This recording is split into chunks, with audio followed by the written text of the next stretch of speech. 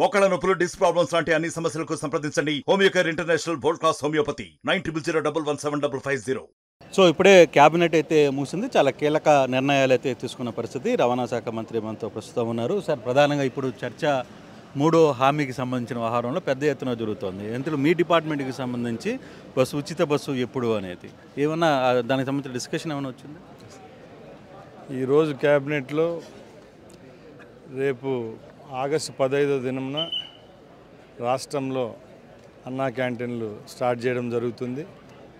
1 by 1 చేస్తున్నాం కాబట్టి ఆగస్టులో వచ్చే ప్రొసీజరల్ ప్రకారంగా అన్నా క్యాంటీన్లు నెక్స్ట్ మంత్లో అట్లా మా ఉచిత బస్సు 1 by 1 చేసేదానికి రాష్ట్ర ప్రభుత్వం నిర్ణయం తీసుకునింది. తప్పకుండా అధ్యయన కమిటీ కొన్ని సిఫార్సులు చేసింది. ఆ సిఫార్సులన్నీ బేరీజు వేసుకొని అతి త్వరలోనే మహిళామూర్తులందరికీ ఉచిత ప్రయాణం ఇచ్చేదానికి మా ప్రభుత్వం సిద్ధంగా ఉంది. అంటే ఇప్పటికే మీరు కర్ణాటక ఒక టీం పంపించారు, తెలంగాణకు ఒక టీంని పంపించారు, కొంత రిపోర్ట్స్ అయితే సేకరించిన పరిస్థితి అయితే ఉంది.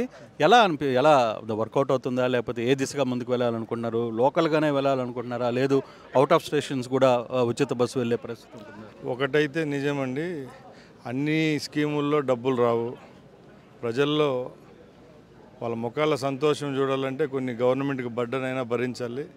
దానిలలో ముఖ్యంగా ఫ్రీ బస్ సర్వీస్ ఉంది మహిళలకు కాబట్టి అన్ని దానిలలో లాభాలు ఎక్స్పెక్ట్ చేయడం చాలా తప్పు. తప్పకుండా ఫీజిబిలిటీ ఉన్నా లేకపోయినా మా ప్రభుత్వం ఏదైతే ముందు హామీ ఇచ్చిందో ఆ విధంగానే ఫ్రీ బస్ సౌకర్యం కల్పించేదానికి సిద్ధంగా ఉన్నాం. ఆ కమిటీ సిఫార్సులు కూడా మా దగ్గర ఉన్నాయి, ఇప్పుడే బయట పెట్టేదానికి కాదు కాబట్టి అతి త్వరలోనే మీ ముందరికి వస్తాం.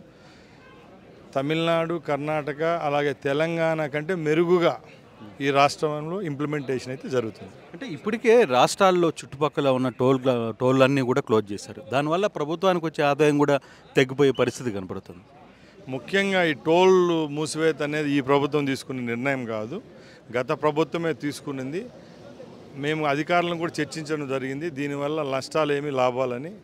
ఆ రోజు సెంట్రల్ గవర్నమెంట్ యొక్క ఫోర్స్తోనే అవి టోల్ ప్లాజాలన్నీ మూసేసినారు. ఇప్పుడు మేము దాని మీద కూడా అధ్యయనం చేస్తున్నాం. రాష్ట్రానికి సేఫ్టీ ఒకటైతే లాభం కూడా ఇంకోటి కాబట్టి ఒకవేళ పడి మనకు లాభం వచ్చే విధంగా ఉన్నా రేపు రాష్ట్రానికి సంబంధించిన సేఫ్టీ విషయం, మెజర్స్ విషయంలో కూడా ఇవన్నీ బేరీజ్ వేసుకొని తెరవాలా లేకపోతే ఇలాగే కంటిన్యూ చేయాలనేది కూడా త్వరలో తెలుస్తుంది. మొత్తం మీద మంత్రి ఇదే ఒక మాట అయితే చెప్తున్నారు. ఆర్టీసీకి ఉచిత బస్సుకు సంబంధించిన ఒక నివేదికలు అయితే సిద్ధంగా ఉన్నాయి. కాకపోతే ఇప్పుడు బయట పెట్టలేని పరిస్థితి.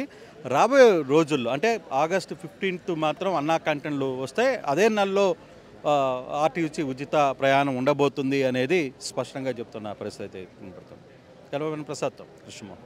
మరిన్ని వీడియోస్ కోసం ఛానల్ ని సబ్స్క్రైబ్ చేయండి. లేటెస్ట్ అప్డేట్స్ కోసం వాట్సాప్ ఛానల్ ని ఫాలో చేయండి. అండ్ లింక్ డిస్క్రిప్షన్ లో ఉంది.